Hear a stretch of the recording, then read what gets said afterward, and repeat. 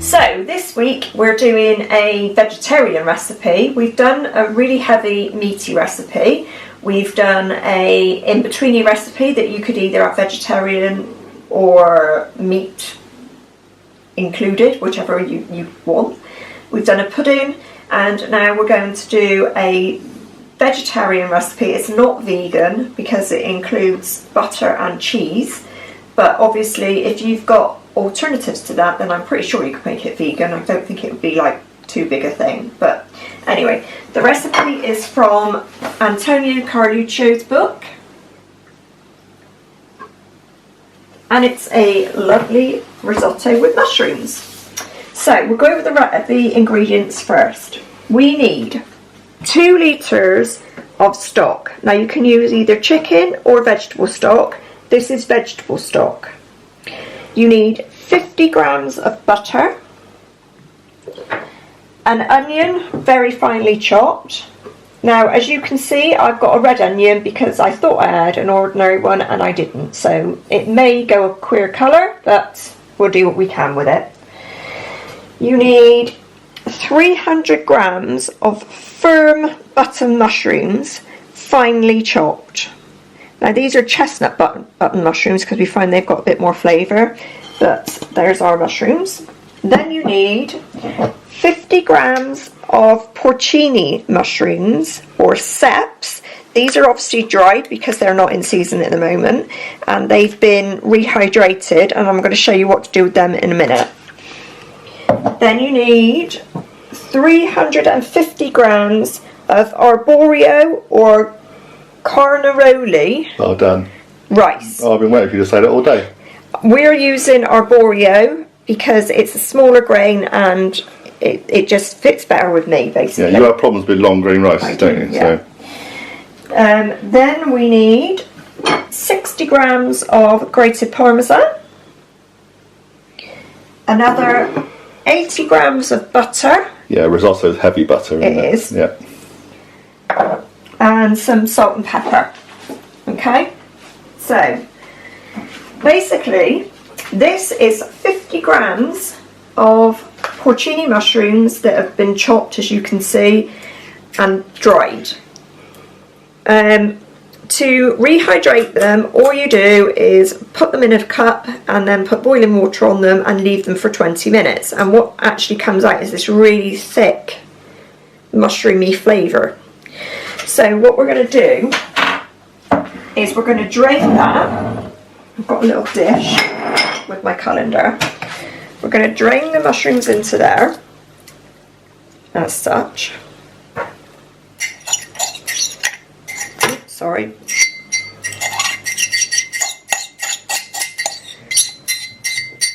Right, and then the juice that comes out, as you can see, is really, really mushroomy.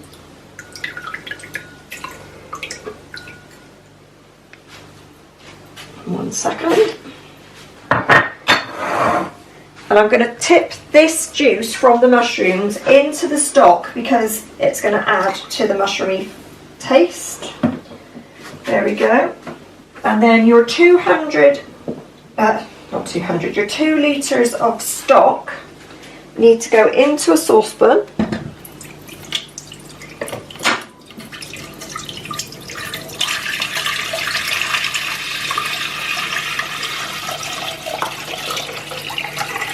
Look at the colour of that now, fantastic. And then that needs to go on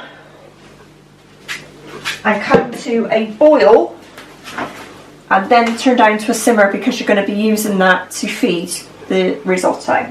So to get this risotto going, you need to get some heat in the pan, and we're going to add 50 grams of butter.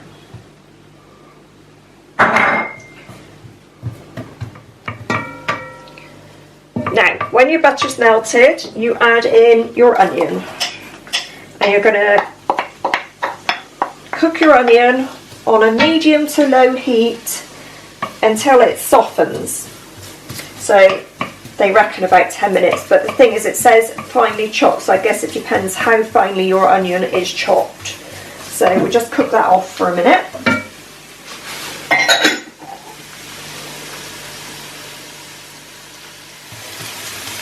So the onions are now soft, and then we add in our button mushrooms.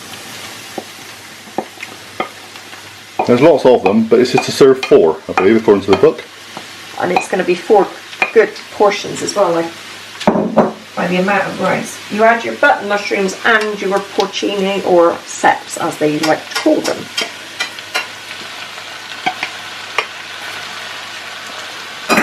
And now you cook these until it says they're slightly brown, but they're going to soak up a lot of your buttery goodness.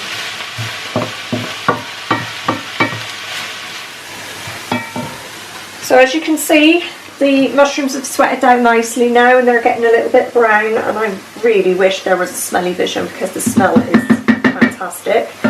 The stock is now barely boiling, so that's ready to go. And the next step is to add our rice. So you just tip the rice in. You need to stir this around for a couple of minutes just to let the butter and the mushroomy taste and everything else coat the rice, so it's not completely dry. And this actually will start the rice cooking before we even add any stock. I should say that this recipe is certainly a recipe that needs to be planned. It's you need to have everything ready to go because you can't leave it once it's going. And a risotto is not something that you can put on and leave. It's something that needs your complete attention the whole time. So you need to plan to be stood at your stove for probably 20 minutes cooking this beautiful, beautiful risotto. In preparation for this, you have actually taken morphine. You don't need to, you know, tell personal details. As you can probably see, I'm in my pyjamas. I'm not having a particularly good pain day today, but we have to get this done in time for Friday, and I've got to edit it. And I'm not going to let you down. So, excuse the jammies.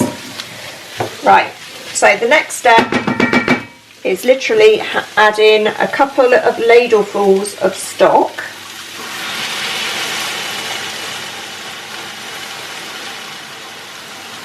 As such. And then you need to stir it in.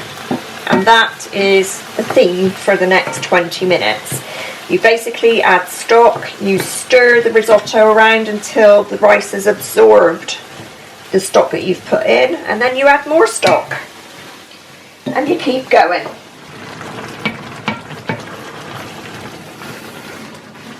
So here we are, we're about halfway through. We've used probably half of the stock. This is what you're looking for. As you can see, the rice is expanding, the pan is filling. It's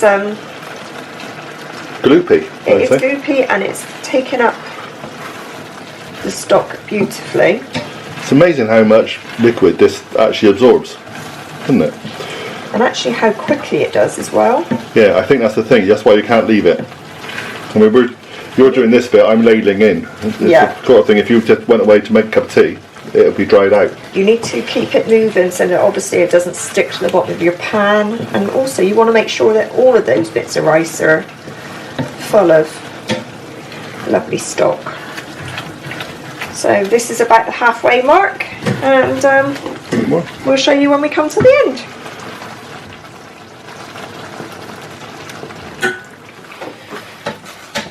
Right, so this is the cooked end, if you like. As you can see, oh my goodness, that rice has swelled massively. If you move the rice back, you should be able to get a clear line in your pan. Let's do that again for you. So you push your spoon back, get a clear line, and then it all runs back in. That's perfect. It's not too runny, not too thick. Okay, the rice is slightly al dente, but basically it all comes back together. So now you remove it from the heat, which is what we've done. We're going to season it. A little bit of salt. A little bit of black pepper. Not too much at all. It's a taste, and you're not a peppery person, are you? No. So. And then the fun bit is you need to start adding butter.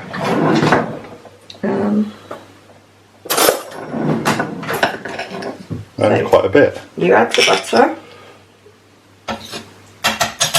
And this is your 80 grams of butter. Now remember, that sounds a lot, but we have, this recipe does say for 4. Looking at this, is 6. Is at least 6. Yeah, I mean, it's very rich. We've tasted little bits of it as we've gone, as you do. Oops. Like that. Right, so that's your butter in. And the thing with the butter, when you stir with the butter, it helps make the risotto creamy and smooth. Now you can actually see the colour changing slightly as it's getting creamy with the butter going in. Now we looked in the book, and the book, their picture is quite white, isn't it? It's a very pale risotto. It is. Now I've never seen a really pale risotto, mushroom risotto. They've always been dark. So maybe it's just the recipe and the way we do it in the book actually says that most Italians tend to make this risotto when ceps are in season, so when they're fresh. So obviously if you've got fresh mushrooms, they're not going to have that dark umami type liquid that came out of our mushrooms that we soaked. Yeah, doesn't mean we've done anything wrong. It still tastes great, just a different cosmetic look. So as you can see, that risotto swallowed 80 grams of butter with no trouble at all. And now the finishing touch is our Parmesan cheese, and we've got 60 grams of Parmesan, which you put in. And again, you give it a good stir so that it combines. Again, the smell is just wow. And this is one of your favourites, and you can do so many different risottos. I mean, we like the asparagus one as well, which, funny enough, is actually on the same page on this book. It is. So maybe that'll be another day, maybe near risotto season. Sorry, risotto season, asparagus season later on next year. You can see how creamy this is looking now.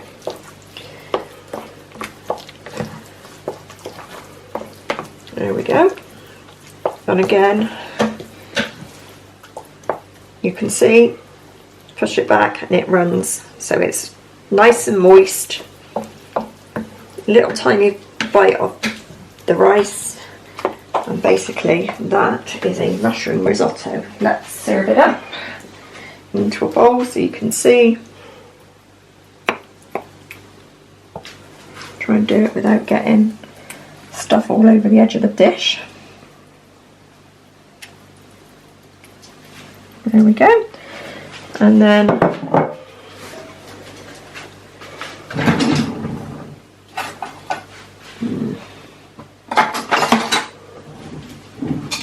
we just saved some nice bits of cooked mushrooms. It's good enough for Antonio, it's good enough for us.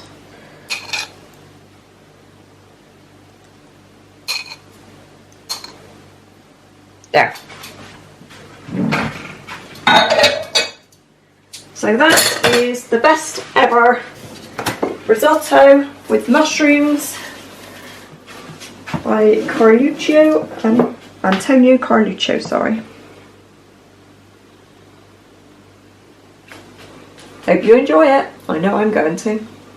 See you again soon.